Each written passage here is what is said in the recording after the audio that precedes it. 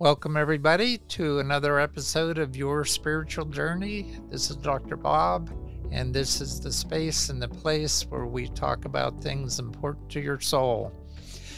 And at this point, we're also doing more than that because we're helping to provide you with tools to navigate the chaos that is beginning now and the issues that you're going to have to deal with as things sort of get out of hand, because the world is in a period of change at this point, no matter what country you're in. So we're here to help you learn some things about tools that you can use to either gain some inner peace or maintain your peace while there's chaos around you. And today's guest is a good example of that. Today we're going to hear from SAVI. He is a spiritual explorer whose life is marked by an unwavering quest for ultimate truth. His experience range from personal trials to encounters with the divine. They provide a unique perspective on spirituality that resonates deeply with the readers of the book. And I can attest to that because I spent a good month with this book, and there's a lot to digest there. His candid reflections and practical advice offer valuable insights that can help anyone deepen their spiritual journey. So one of the most remarkable aspects of this book is its practical guidance on fostering an intimate one-on-one relationship with the divine. SAVI's journey of spiritual awakening is a testament to the profound impact of direct experiential knowledge of God, or Gnosis. His insights into spiritual disciplines such as fasting and dietary practices provide a roadmap for readers seeking to navigate their spiritual landscapes. So as I mentioned before, we're here to help provide you with tools that you can use, and this book is definitely a tool that you can use. So SAVI, I'm going to turn the mic over to you so that we can hear about your spiritual journey, and then I might ask you some questions at the end. Thank you, Dr. Bob, for having me, for creating a platform, not only for us to be able to be of service, but to make a relevant impact in the world that is, like you mentioned, the world is going through a shift right now, and the polarities are being accentuated, and many people need to have more guidance than what they can normally get through the regular channels. I guess my spiritual journey has been totally unconventional, as what you can attest by my book. I wasn't seeking to become spiritual. I was not seeking to even ever be on a podcast, but the degree to which the divine has intervened in my life and the degree of manifestations, of supernatural manifestations that I have encountered, and my integrity has precluded me to actually remain quiet. And I had to muster the courage to say, okay, I have to come up to the world and bear witness to what I've been shown and the path that I have walked, which in certain ways has been described from ancient times by the true teachings of Jesus Christ, not the ones that they led us to believe, and basically have attained similar results to what had happened to humanity 2,000 years ago in terms of communal, Gnostically communion with the divine. I was brought up Catholic. I went to Catholic school. I came from I would say middle high upper class in Argentina of somewhat, structured individuals. And I had a very normal life. But throughout that life that I tried to sort of fit within the confines of society and what I was being told I had to do, I kept receiving metaphysical events of sorts that kept telling me, hey, that's not the way that I want you to go. And I guess the culprit that started a pretty demarcated journey was about 21 years ago when I had a demonic encounter that basically sort of, I had a choice to make. Either I would concede to what this demon was offering me, and I had all the riches of the world, fame, women, and an amazing life, or I would basically stand in my righteousness and start in my truth and say no. And I chose no. And that was the first time the divine himself intervened. And I call it himself, but really it's everything, right? And I had this sort of energy flow through my body and something to control over my body that said certain words in a certain language that I could not explain. And this thing that spoke through me did an exorcism and had this demon leave the body of this person, and this thing crawled through my house out through the window. So that was the best and most profound example of something that shifted in my life. And then the journey has not been easy since, because as you can imagine, once you choose to embody the light, everything that is dark is going to come and hunt you. And throughout this journey of Gnosticism, like you said, I did not follow any religious practice, but I follow a clean diet. I follow a spiritual meditative state, which I will wake up in the morning and try to hold space and be in silence and being in gratitude. I would do a lot of self-examination. And also, as you mentioned, periodically, at least once a year, I would try to do on a prolonged fast. Sometimes I've done only water, sometimes I've done only juice fasting.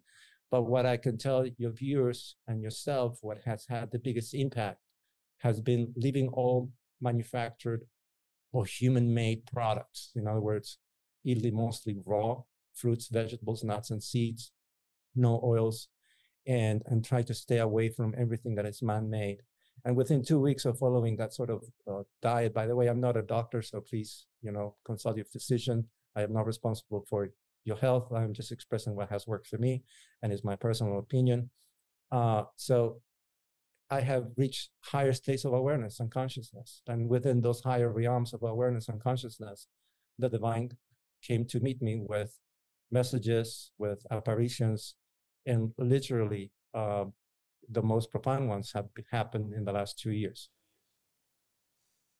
Okay. So being raised Catholic initially, and coming from a Catholic family, how did your family adjust, or did they adjust to your change of religious outlook? And has it been an issue for you, or is your family now accepting of everything? I'm blessed to have a family that have been extremely supportive, inclusive of all these changes that I've been undergoing. But most importantly, they have seen the change for the better of the human I used to be and the human that I am embodying today. And they not only feel a different presence when I walk into a room, but they see it on my daily interactions. So I am blessed still. My parents are in their late 70s to get to spend time with them on this earth before they transition, and they get to see the new me, right?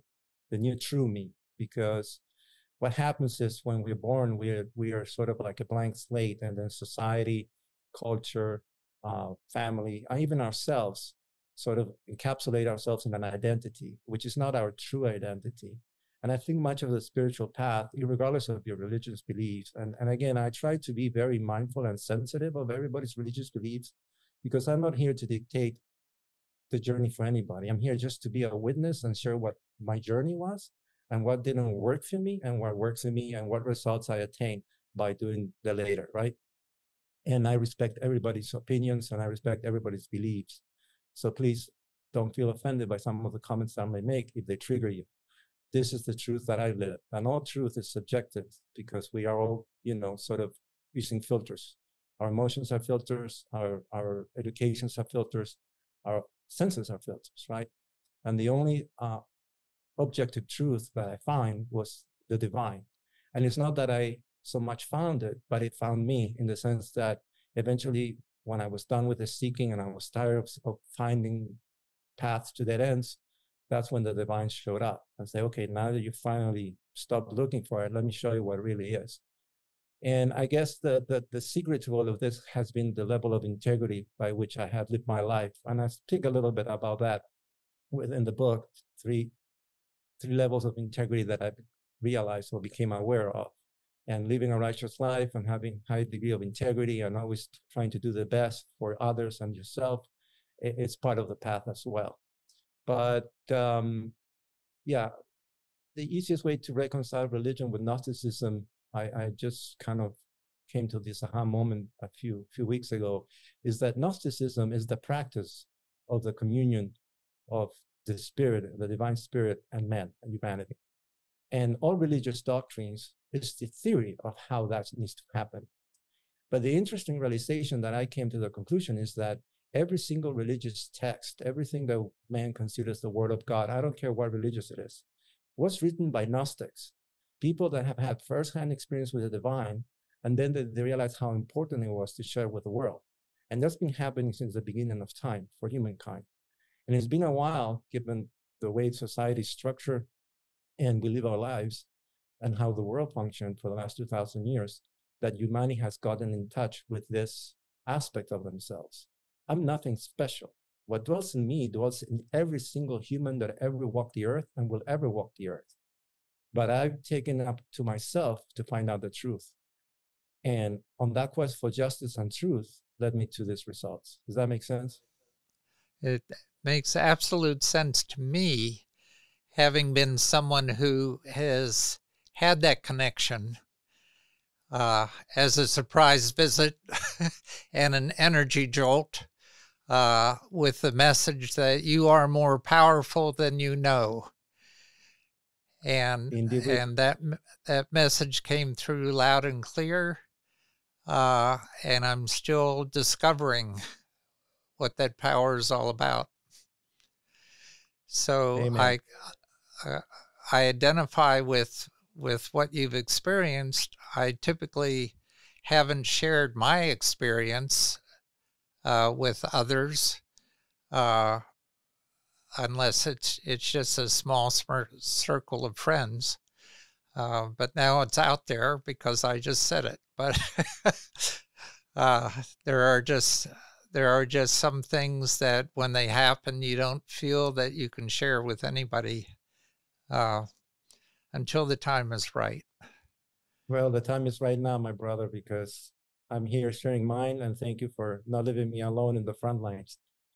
Yeah. Well, I have to say that my experience was not as frightening as yours because, as you said, it involved a demon that needed excised, I guess. But that was a pretty profound experience as you describe it in the book, and I can understand the impact of something like that. Yeah, the funny thing was that I hid for more years than that, because that was 21 years ago, and I just shoved that under the rug, and I kept trying to live a normal life.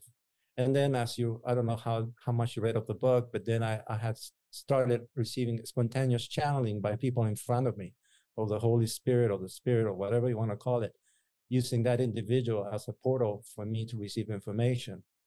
And I still was denouncing God. I still was saying, leave me alone, leave me alone. Up to when I had what some people may consider a dark night of the soul back in 2018, that all my identifications got completely scratched from the surface of my heart, and all my emotional attachments got ripped out of me through a relationship that I was in, and it was taken away.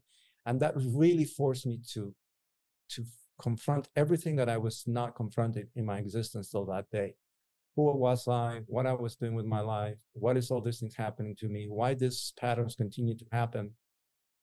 And that's when I did my first prolonged 40-day fast mimicking diet, which I don't suggest anybody going into a long-term fast without medical supervision, first and foremost, and certainly not from scratch, meaning you cannot jump into the deep end of the pool without learning how to swim first.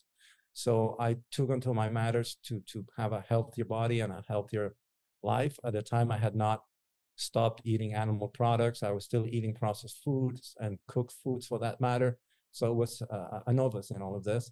And I went on a 500 calorie a day diet. But the big change that I had experienced was that although some of the food I was eating was cooked, nothing was not made by nature. meaning I would eat a piece of chicken with some vegetables and a fruit, but I wouldn't eat anything man-made, no baked products, no dairy, no oils. And during those 40 days, I received what I could consider the first wave of awakening, where the divine would instill awareness.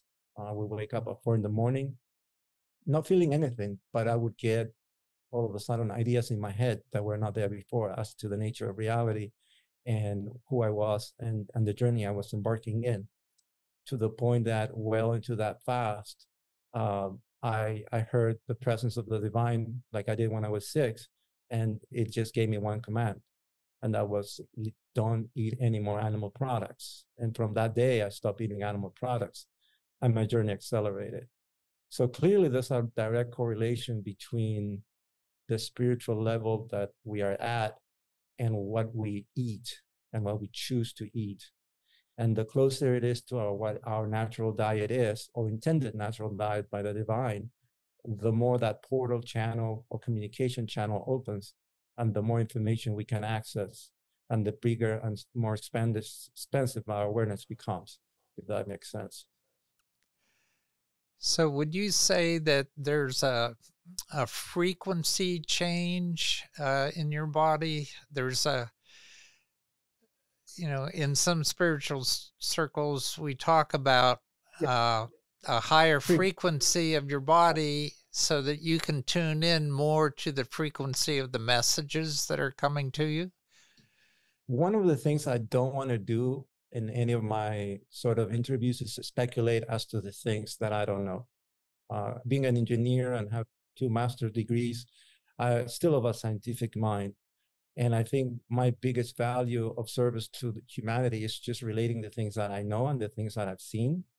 I can tell you that what I experience, it is like I have an expanded awareness, and I am clearly of a lighter existence. If that's a higher frequency, or that could be implied as a higher frequency, then I would agree with your statement, because when I eat cooked products, mind you, I'm from Italian descent, so if I eat pasta, pizza with cheese, or any dairy, I immediately shut down. I get anxiety like anybody else. I get depressed. I get stressed. But where I'm eating this diet that I'm mentioning to you, it brings me closer to my essence and the divine within. And then I walk over water. I mean, the whole world could be imploding. There could be a nuclear war outside, and I would be on my Zen, and nothing would get me off kilter. So if that means I'm being on a higher frequency, most likely, probably, possibly, but I have no means of measuring that. Yeah. Okay. So what was it that that encouraged you to finally put all this down into a book? Was that one of the divine messages that you got?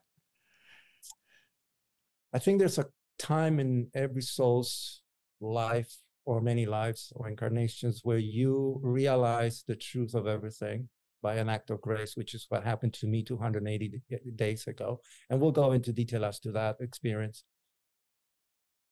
And then the implications were so profound of what was revealed to me that, like I said, my integrity and the moral code embedded within me said, I cannot die without sharing with the world what I have experienced. And when I was open to the possibility of starting this share, I had no idea I was going to write a book. All I decided to do after my birthday on March this year was to do another fast, because I had not done a prolonged juice fast or water fast in more than 12 months. And I felt something within saying, hey, it's time for you to, get your tune up, and you're ready for what's next. So I went ahead and I started a juice fast. I think I came from a trip in Latin America on beginning of April 2024. And by the second week, I would wake up 3, 4 in the morning to meditate as usual, but I had this strong desire of awareness of things coming through me. And it's like my mind was restless. Every time I would try to meditate, it was like word after word after word, like knocking on my head, trying to come out. So I went to the computer, and the first was a poem that came through, which is chapter 1. And I was realizing that I don't have the literary ability to write. I'm an engineer, right? So it's not that I have been very eloquent in my life. And this poem came through, and I said, oh, cool. I have written things like that in the past where I have channeled some concepts. And that was day one. The following day, the same thing. It was a letter to a friend of a friend. And that was chapter 2, and so on and so forth, until like way into the fast. By the third week, I had written a compendium of concepts that were just coming through me. And when I thought it was done, I had shared with all my spiritual friends and my group of closest relationships as individual sort of writings, as white papers. And they kept saying, son, SAVI, you have to put this into a book. You have to share this. And I was like, no, I'm not going to do that. That's not for me. I am not a writer. And probably was by week 4th, that's when I thought everything was done. I got the awareness. I remember vividly, it was noontime. And something within me says, now you have to write and share with the world everything that I've shown you and how you got here.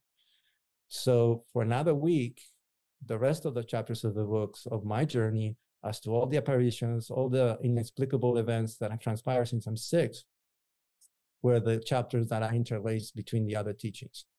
And that's how the book was really brought to be within, I think, a total of 3 weeks of me being in the fast, and for another 3 weeks, me just being an open channel. I don't consider myself a channeler, but when I'm in a heightened state of awareness and I commune with its frequencies or divinity or whatever you want to call it, the words just came through me. But the most important thing was actually getting the courage within me to be brave enough to share with the world. Because as you said it and you stated in your own case that you can relate, there's only so many people that you want to share this before they start giving you titles or, call you names or make you be embarrassed. But I realized that I beyond that because of the experience I had. Like I said, 280 days ago, I had chartered a catamaran with my girlfriend. We were in Greece. I was on my second week of just eating clean. What I mean eating clean is just nothing man-made and naturally and raw. And one of the things that I have asked the spirit was, show yourself to me, because by now I think I'm going crazy. And in the book, I detail like 4, 5, 6 apparitions, and I'm about to share the most profound one. And we remember we were between 2 islands in the Ionic Sea, and it was noontime. I was just minding my own business, watching the horizon, being pretty present, not thinking of anything really. And that's when Spirit decided to pull the veil, completely pull the veil between it and myself, and allowed me to experience what I believe could be considered enlightenment, Christ consciousness, or oneness. There's no words in any language that I can know of to describe it. So there's nothing I can say that can convey the experience. But imagine you understanding that the divine is you, living a life through you, and that you really don't exist and you are just simply an idea. And that the whole universe knows you are the divine at that moment, and you feel the presence of everything, and everything is you. But most importantly, you realize that everything is perfect and everything is already complete. And the only thing left for you to do is just to accept being you. And at that time, I was given the choice to change anything I wanted to change in the universe, anything that I would not agree to. And in full 100% comfort, I said, no, I accept being who I am right now. And that level of awareness shrank back. And when that level of awareness shrank back, a dragonfly, the reason why it's in the book, flew around me, and the people around me saw the dragonfly. It's not that I can making things in my head. And as the spirit left me, so did the dragonfly, and it went through the horizon, right? Now, how is a dragonfly in a catamaran in the middle of 2 islands when there was no dragonflies in the whole trip? I don't know, but it was there, and it was very profound. And then I spoke to my family on my birthday this year, and I said, listen, the things that are happening to me, I cannot longer be living the small life that I'm living. I don't know how or why these things are happening to me, but I have to start focusing in this path and leave everything I was doing behind and be of service. So whomever is, having doubts, whomever doesn't resonate with religion anymore, whomever is depressed, whomever is suicidal, whomever thinks that they are not worthy, I need to be of service for those, because I've been there before myself. And I'm here to tell everybody that we are all a piece of the divine, that we all brainwashed since childhood to think that we are not worthy. And we are all told that we have somehow to win a redemption. when we are already all loved unconditionally by our Creator. That's quite a story. Yeah. So the symbol of the dragonfly, which is not only on your cover, but throughout your book, Yeah. what do you feel that symbolizes?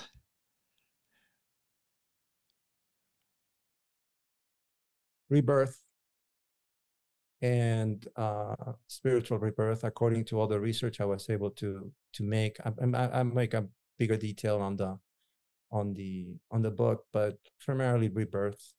And what I have come to understand is that the Bible is not a fairy tale story. Many of the things that happened in antiquity were real and can still happen today. And many of the passages are true now that I read them with this new insights as to what divinity is and what, Jesus the Christ came to explain on earth. And there are many things that obviously I have to be sensitive to other religions, because it's not that Christianity or Catholicism has exclusive. We are all the same in the eyes of the Creator, from what I understand. And it's not that there's only one way to salvation. The only reason why Jesus was so eloquent and said, "I am the way," it was because he was teaching Gnostically how to experience what we all came here to experience. And he was following a natural diet. He was fasting. He was communing with the Spirit. He would take time alone to go and meditate or pray, So I decided to do the same and see what would happen. And the results are that I have these experiences. Now, it's interesting that many religions say that, including the Muslims, that you have to fast for 40 days. But the reality is that very, very few people do it, because even during Ramadan, they eat at night. No, you have to fast for 40 days if you want to receive the divine within you, because you have to clean your house. It's like, imagine you have people over for dinner, right? Don't you clean your house? Don't you go to the market? Don't you prepare the best food you can? The more important the guest, the bigger the preparations, right? So it comes to reason that if you expect to receive some sort of grace or the divine, you have to do the right things to clean your house, which is your temple, your body, to receive it. Yet people keep, chugging along industrial products, dairy, dead animals, everything that kind of severs that relationship. And I said, well, if there's some truth here, being an engineer, I have to experience this myself firsthand. And this is why I'm coming out to the world as a witness, saying, yeah, follow that path, be mindful, get medical supervision, do it the right way. But there's something meeting you at the end of that journey. I just finished an interview that will air just the week before your interview airs. And her website combines Reiki with the Dragonfly, and it's reikidragonfly.me. And I know that, I guess the Dragonfly has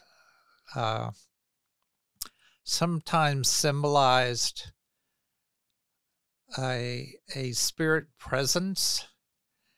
For instance, when a loved one passes and then you are visited by a dragonfly, that is symbolic of that person's presence. So I guess the dragonfly. Every time I was visited by spirit, there was a dragonfly around me, or getting my attention, doing things that I could not explain. From coming and posing for me to hold it and for me to carry it away, which is not a normal behavior of an animal, to flying around me to call my attention. So yeah, there has clearly a correlation with some sort of spiritual aspects that I've yet to learn. But yeah, that's the animal that sort of calls my attention to say, you're not imagining this. This is happening right now. So I noticed that even though this book came out this year, 2024, it's already in its second edition. So could you explain the difference? Because there wasn't a lot of time in between the first and second edition. What is different about the second edition? Well, like I explained earlier, the process of writing the book, when I thought I was done, which were the half of the chapters, by the end of the 4 weeks, I think it was, or fifth week, and then Spirit sort of said, "No, no, you're not done." The minute I thought it was done, and I created like an internal manuscript to give to my friends, like they were asking, "I put all this together in a book." So I went and I uploaded it to Amazon, not with the idea of actually uh, selling it for the masses, but as a way to make a nice compilation and put it together and be able just to mail it to my friends around the world as of these writings and anybody who will want it. And that's when Spirit said, "No, you're not done. Now you have to be a witness to everything that I showed you." And that's when everything else came through. And then basically the only difference is like uh, there's the Gnostic realizations of the teachings I've received, and then the journey within my life as to the apparitions and how I was being called to basically take on this role, I guess. And that's that. So that's the difference between the first one, which was more of a like a for family and friends, and this one that is for the world. Okay. I was very curious about that. So as I leaf through this book, there are beautiful, beautiful plates. And I'm going to hold this up for the YouTube audience. But these are throughout the book, chapter after chapter. And I was curious to know who did these plates? Where did they come from? Because I don't see any credit toward any artist anywhere in the book. Well, the artist is me writing the prompts and artificial intelligence doing what I tell them to do. And some of those plates took a long time to get them right because I'm not an artist. I can only draw with a pencil and a ruler, pretty much a square. So I did not have an unlimited budget, so I had to get creative as to how I was going to show with an image the emotions and the message on each chapter. Well, you can't convince me you're not an artist in looking at all those plates. And well, I always had an eye for architecture and photography. I used to be a photographer, so art, maybe it's within my DNA. I have never fully expressed it. Yeah, that's I guess a lot of it did remind me of photography, just with your eye for balance, not just color and tone and those sort of artistic aspects of it, but also the way each of those plates was balanced and had a composition that looked very professional. Thank you. I had a lot of help from mysterious forces. Well, kudos to you, and maybe that's the next creative aspect of yourself that you should consider developing a little bit more, because it's very impressive. I'm in a journey of becoming a blank canvas. So whatever I was meant to actually become in this lifetime, come through me. And it's the whole process of disidentification of what I thought I was meant to do in this earth to what I am truly meant to do, that I'm learning, because the journey never stops. You never become a master, right? The minute that you learn or you raise your awareness, you realize you become a student again. It's like an ever-evolving process.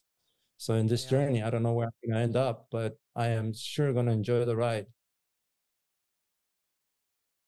Well, I went on YouTube and plugged in SAVI, The Journey Begins Within, and I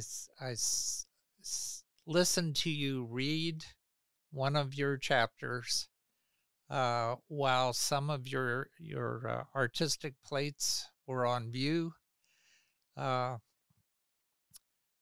And I found that to be a very intriguing experience as an introduction to the book. So it's some. Let me just correct you. It hasn't been me who read it. I hired somebody professional, and he has the credits on the Audible book. So what I did, I used the tracks that he had given me, and I decided to share with the world, because some places on the world, the book is not being published right now, just primarily because Amazon has not opened those markets or hasn't granted me access to those markets. And I think the message is so profound and so transformative that if it has to have any impact, I have to use every single platform available for broad distribution and make it accessible for everybody, right? So Yeah. there's no economic driver behind this effort. In fact, I'm the sole contributor with my own capital. And being the book for sale in Kindle for $2.99, it's not that I'm going to be making or recovering any of the money I'm spending, but it's just more of a gift to the world and bear witness to it. So I've used different types of media, and primarily YouTube it's the system that has reached the most. I think as of today we have 100,000 subscribers and over 4.7 million views as of this morning. And I'm going to use it as a platform to make sure that the whole world knows very basic things. You are divine and complete. We are all divine sovereign beings having this experience. We are all free to choose to embody light and darkness. The devil is a thing, I've seen it. And the divine is a thing, and I've seen it.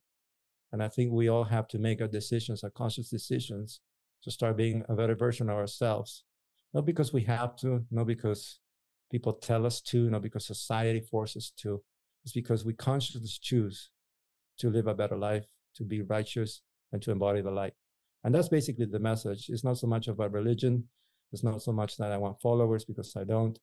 I did create a charitable 508, which is a subcategory within the 501c3 nonprofit as a religious organization. So I have freedom of speech, and they could not, curtail me or censor me. And that's the reason why I haven't gone with any big buck publisher. And I've taken the task to do it myself, because I don't want the message edited in any way, shape, or form, because I'm aware that whomever wrote that book, it wasn't me.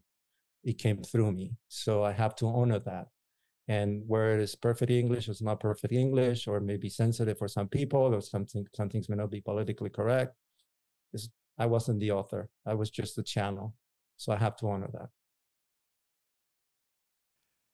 Yeah, I get that. And I guess the one of my thoughts is, what's next? Where, do you feel there's another book coming, more messages to get out there? What do you see as happening next, or is it just an acceptance of wherever you are led, you will follow? All of the above. All of the above. It's funny you asked that. Like this week, I just uploaded the latest video on YouTube, which is called Conscious Leadership, Sustainable Capitalistic Model. And it's a snippet of awareness that I've received over the past 3-4 years as to what everything we were doing wrong in the world, that I sort of came through the book. But most importantly, I was invited to do a masterclass as to how leaders could embrace the connection with the divine to lead better. And this was something that I was not looking. Somebody just reached out to me that have their own platform, that have their own YouTube channel, that are creating these master classes. And the last thing that I would have thought was that somebody was going to pick me to be a part of the master class, because it's not what I do, clearly, and it's not something that I have done before. But they were so moved by everything that I have read and heard that came through me, that I put that together literally within 30 minutes a few days ago, because I've been living this. So for me, it's easy. Being me, it's easy. Nothing requires work. I just have to empty myself and then just let spirit take over if I'm eating a natural diet. And it has had so much profound implications now that something else is coming from that, where we may decide to actually create a platform or a retreat center for leaders who want to get in contact with their own divinity. And how would they lead through being in contact with their own divinity and envision a better world for everybody? Because we all know that the world, the way it is, cannot be sustained much further. And in that latest video, which I think was 33 minutes, plus, entry and exit credits. That came through. So I am totally open right now as to what it is that my mission is, because I still don't know it. But I'm of the conviction that I could no longer continue living the life I was, having experienced the gifts that I have experienced. And I have to stop being my old self and embrace my divine blueprint, if you might call it that way, as to what it is that I'm meant to do in this earth. And I think each one of us, it's not that just me. I'm just having the courage to come here and share with the world. But each one of us has to make that decision. We all have a master plan for this lifetime that we're here. And we all always letting it slip through our hands because of impositions. We're always doing something that we are not happy doing because somebody's telling us that we have to do it. So the whole book, the whole YouTube channel, me coming up to podcasts like yours, is to sort of sprinkle the awareness in your own mind for you to start asking to yourself the questions of how could you be better at whatever it is that you do. And I give you a little insight. The master key to many of the answers is learning how to create from unconditional love. Unconditional love is the foundation for your state of natural being.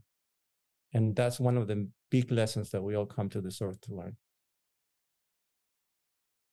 Yeah, I find that often when people are working with the concept of unconditional love, they think that it's something that they offer to somebody else. And they don't consider the fact that they need to offer that to themselves first before they can give it to anybody.